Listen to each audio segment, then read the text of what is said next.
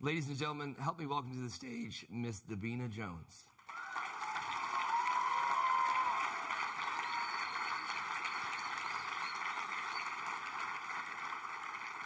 I like it. You're even. Okay, go on up there, have fun.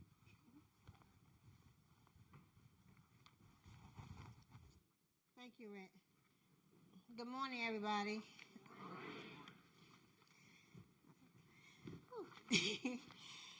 I never thought that I'd be eating breakfast with big, important people like you. Growing up, I felt like people like you wouldn't be bothered with people like me.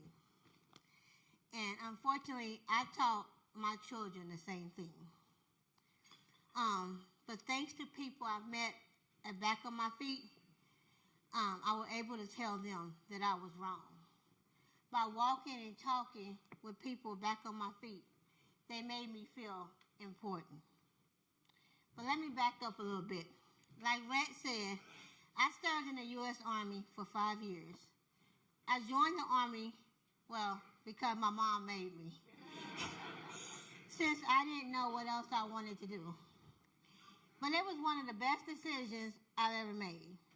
The Army taught me how to be adaptable and also how to be independent, how to deal with changes, and also how to deal with challenges. Returning to civilian life, I was proud of the path I was on. I had a job, I had a home, and I also had a family with my daughters. Things were going well until they weren't.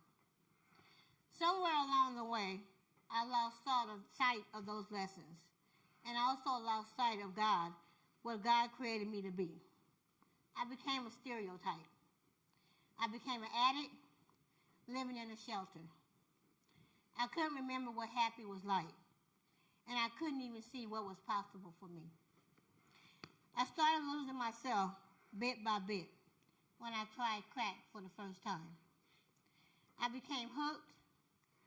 My boyfriend he used drugs, and he used me. He asked me for money, and yes, I gave it to him. He scored, and excuse me, I gave it to him. He asked me to score with him. I thought that if he saw me do it, then he wouldn't want to do it. I tried to play God. We started using together. What started off as a dime, which was $10, ended up being like $50 or more. I started missing work. I even missed my oldest daughter's graduation. I pawned her class ring, and I sold her new computer, both of them for $20 each. For over 11 years, I spent money that I had and even money that I didn't have, just to get high. In the process, I lost my family, I lost my friends, and even more importantly, I lost myself. But eventually, there was nothing else for me to lose, so I knew I had to change. I had to get clean, and I had to save my life. So I got on a waiting list for inpatient treatment, and I waited. I was one of the most unfortunate ones because I had a bed pretty quickly, and I used the opportunity to begin the next chapter in my life. A chapter that became with a lot of hard work. Some I was prepared for, some like running. Okay, well. Last summer, Back on My Feet came to the domiciliary where I was staying and talked about the program.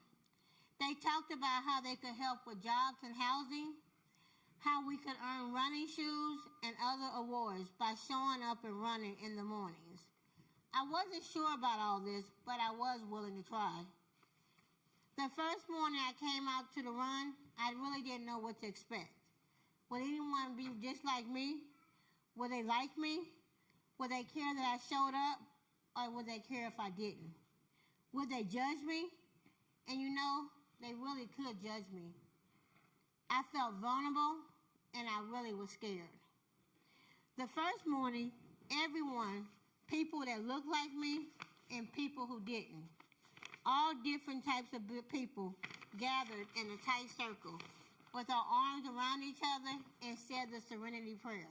And I didn't even know what the Serenity Prayer was. And off we went, some fast runners and then me, walking in the back. But I wasn't alone. Someone slowed down and they walked with me. I didn't even know them and they didn't know me. But they walked with me and they talked with me. At the end of the run, they asked me, "Are you coming back?" And I just nodded yes. And I did, 2 days later. 2 days later, I came back, and a volunteer named Ron Poe walked with me. I wasn't going to stay, and I wasn't coming back. I wanted to use that day, and he doesn't know how much he changed my life. I wasn't going to stay. I wasn't going back to the domiciliary, and he just asked me, "Are you okay?" And I bursted into tears, and he just listened, and I thought he was just going to run away, but he didn't. He stayed, and he listened. That was the moment I knew that the people here wouldn't judge me. We're such different people, but they didn't judge me by my skin color, my living situation, my addiction, or even my mistakes.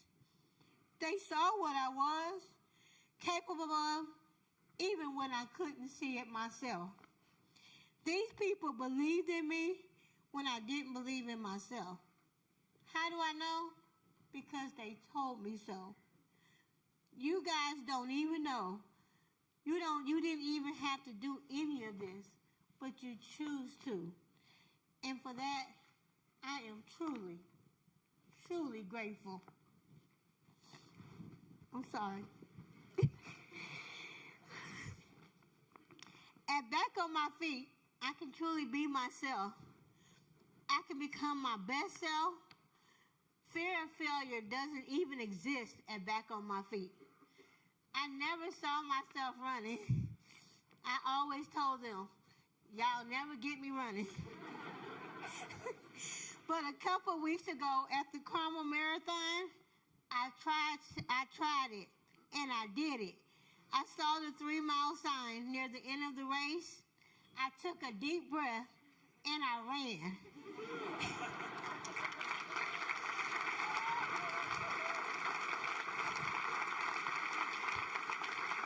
All the way to the finish line, a whole 1/10 of a mile. I did it, and I want to do it again. Every day, I heard the voices of staff and volunteers encouraging me and telling me they believe in me. So I started believing in myself. Because of back on my feet, I reclaimed the skills and determination I had learned in the Army. I rebuilt my confidence and next step workshops, and I re-earned my old job back. Payday can be scary for me because I suddenly have the means to buy drugs again. But I learned to pay my bills first and pay myself next. It feels good to have a little money in my savings in the bank. I've even rebuilt a relationship with my daughters and formed a healthy one with my grandchildren. Through back on my feet, I've learned that there are people I can lean on when I run into challenge or am tempted to use again. I've learned that people notice that when I miss a few runs, that's when they ring my phone and say, "When are you coming back?" Not if I'm coming back, but when I'm coming back. Back on my feet, people remind me that I can live outside the box that I put myself in. They remind me that I have great potential, that I am important. They remind me that I am more than a stereotype, and I've learned that they are more than one too. I've come so far these days when I'm not using, and I am happy. For the first time, I am truly, truly happy. Thank you. Thank you for not quitting on me. Because of you, I don't want to quit on myself. Knowing that I have you cheering me on, I won't quit on myself, and I won't quit on you. Thank you.